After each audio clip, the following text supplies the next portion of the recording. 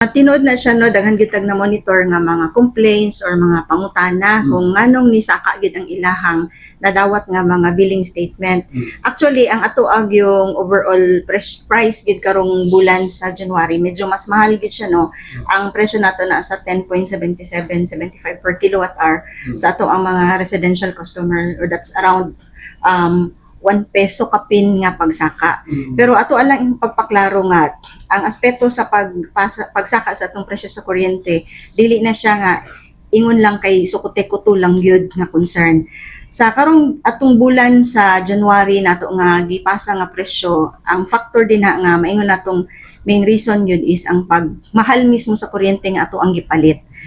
Sa ato amanggong overall portfolio kung asa talaga kuha og kuryente, ang NPC gid ang pisam gid ang pinakabarato, pero ninaog ang ilahang allocation sa ato ang actual nga napalit. So mo nang mamang sila pinakabarato unta nato nga source of power. So tungod ani kinahanglan nato mo palit sa WESM nga gitawag or wholesale electricity spot market nga ang presyo niya ani gasaka na og gid ni siya. So depende sa oras, depende sa actual cost niya.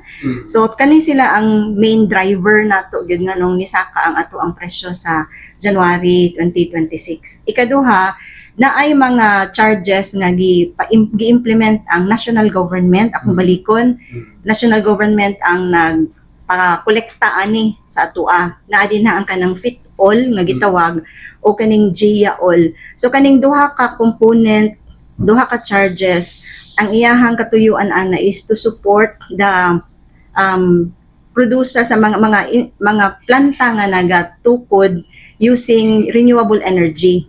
So mo ni siya insentibo sa national government para mas daghan pa ang ma-motivate mo patindog og mga planta sa kuryente using the renewable energy.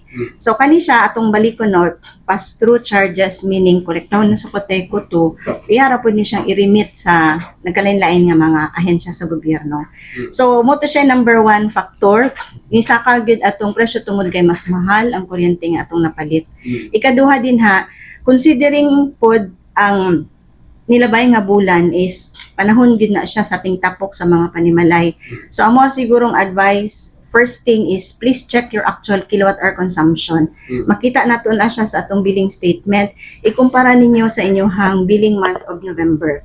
So kung November kintahay na kay 150, tapos pag abot sa December ni abot og 200 kilowatt hours, meaning to say nisaka gid ang imong konsumo. So mas mahal pa atong presyo sa kuryente, mo nang mudoble siya kung tan-awon nato gid ang ato ang konsumo. Pero kung naa may mga concern kabahin ni ana, na open man atong opisina sa inyong mga inquiry if ever man naagid tay concern nga dili gid ta kumporme ana. Kay balikan lang man gud nato gid ang ato ang metro. Mo man na siya pinaka-register gid nato sa ato ang paggamit sa kuryente. Katulo pod, siguro na obserbahan naman po ni sa kadaghanan ang ato ang mga personnel sa Socoteco to na gina-implement nga programas nga gitawag nato massive meter replacement in relation kana siya sa ato ang systems loss reduction efforts kay ato ang mga metro sa karaan ng panahon uban pala ni na yung panghilabot kinahanglan nato gid siyang i-maintain. So under sa Magna Carta for residential customers, ano ginigi katungod ang Socoteco to ihang rights and obligation actually no nga ihang ilisan ang metro to ensure nga sakto ang marehistro nga konsumo. Both parties, dili lang sa side ni customer, sa side pud ni Socoteco to. So basig na appeal po sila dito sa ato ang programa na nga meter replacement, possible pod nga ang ilahang actual consumption gid sa mga panimalay karon mas narehistro gid siya og sakto. So namo gyud instances no like other places na was nga i-replace ang usa ka bitukan, nakita din possible na wala puno mapad kini makitawag ani makikalibrate mo na nga usog o dako.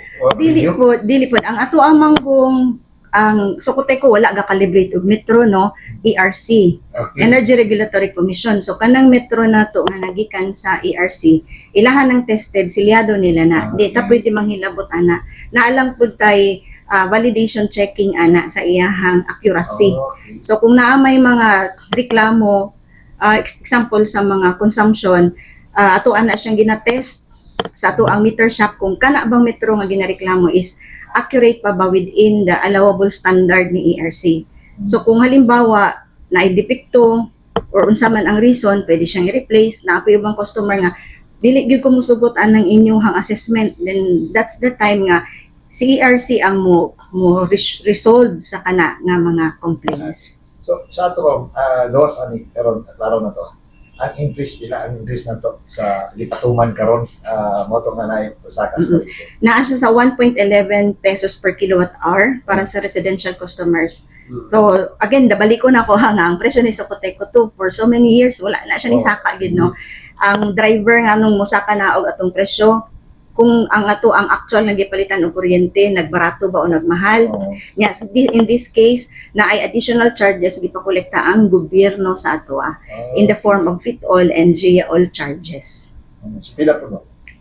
Naa siya siguro i-ikwan sa ko ha i-edit lang ko sa ang ato ang pinakabag-ong charge nga gipapasa sa ato is kining GIA oil na sa 0.0371 per kilowatt hour nga ginakolekta na to in behalf of the national government.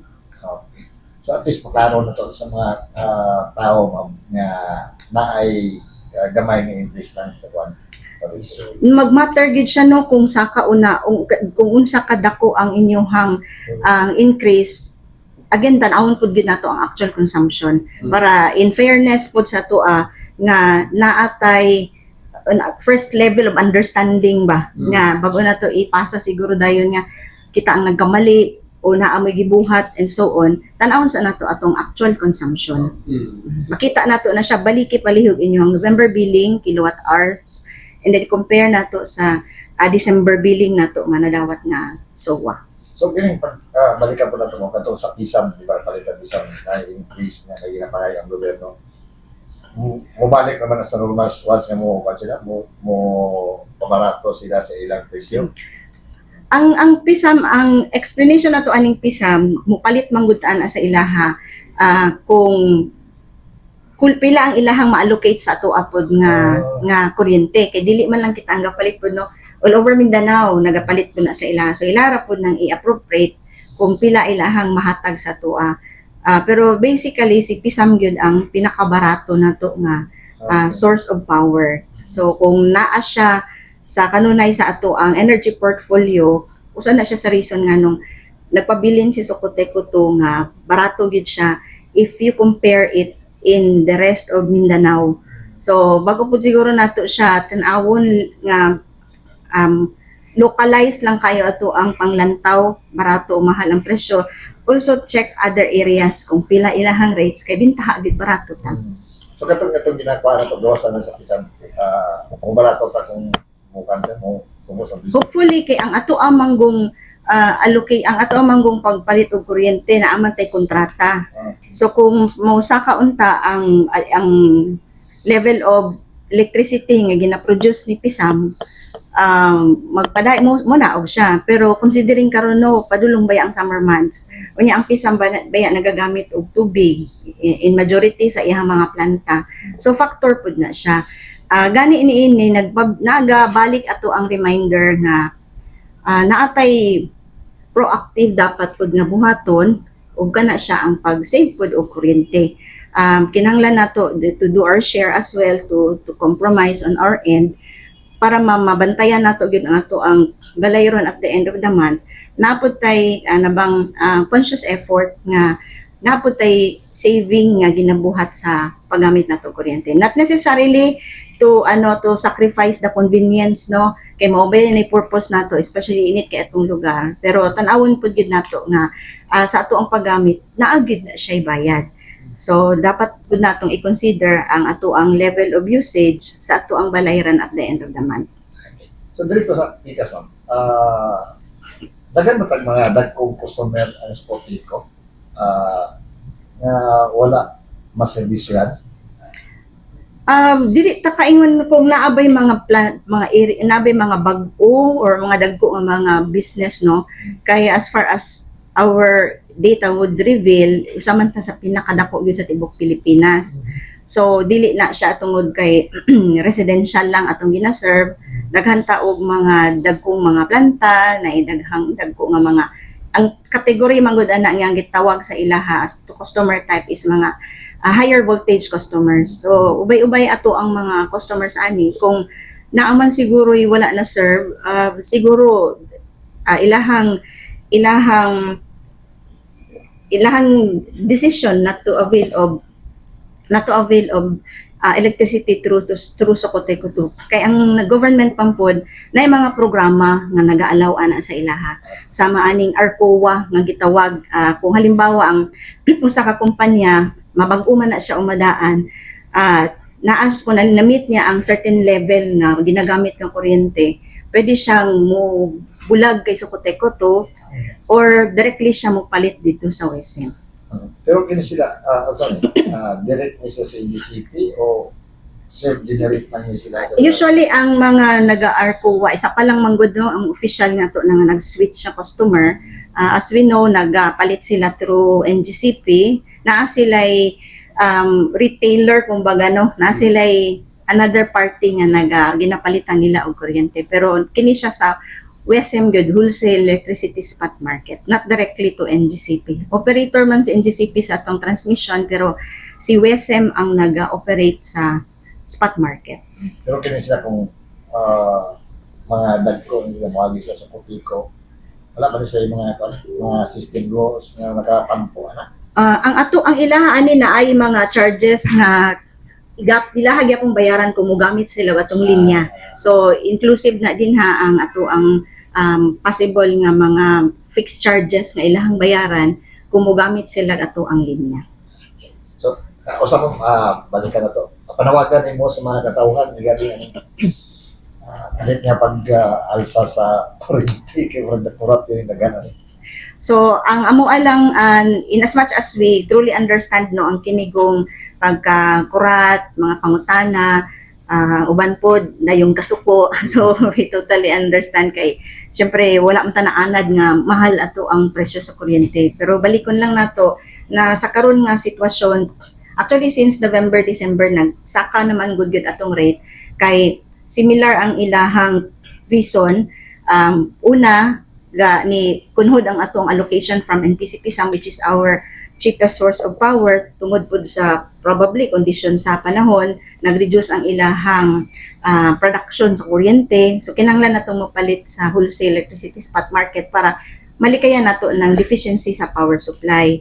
Ikaduha, tanawon pa nato ang ato ang consumption sa nilabay nga bulan, December in particular, kay kani siya panahon baya gyud nga daghang tawo sa atong panimalay, na taas ang holiday times.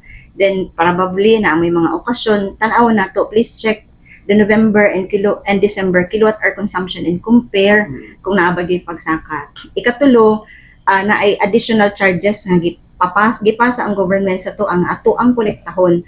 Kini siya dili padulong sa Socoteco 2, i-remit pud nato na siya ngadto sa mga ahensya nga iyahang gi-identify. So among hangyo gamay pagsabot kung naaman tay mga concern, in as much as we appreciate your posting sa social media, kay way man pud na as feedback sa amo, open ato ang mga opisina para mo dawat sa inyo mga concern para matubag nato nga mas epesyente ang inyohang mga concerns. Wala na ba ikaw pagkatawag din na assembly para kasunod pa wala na. Kay dili man ni siya good ang presyo nato sa kanaog ramang good na siya good na time nga barato wa mo reklamo nga nung barato kang musaka daghang concern. So ana gid ang nature gid sa presyo sa kuryente sa kanaog gid na siya.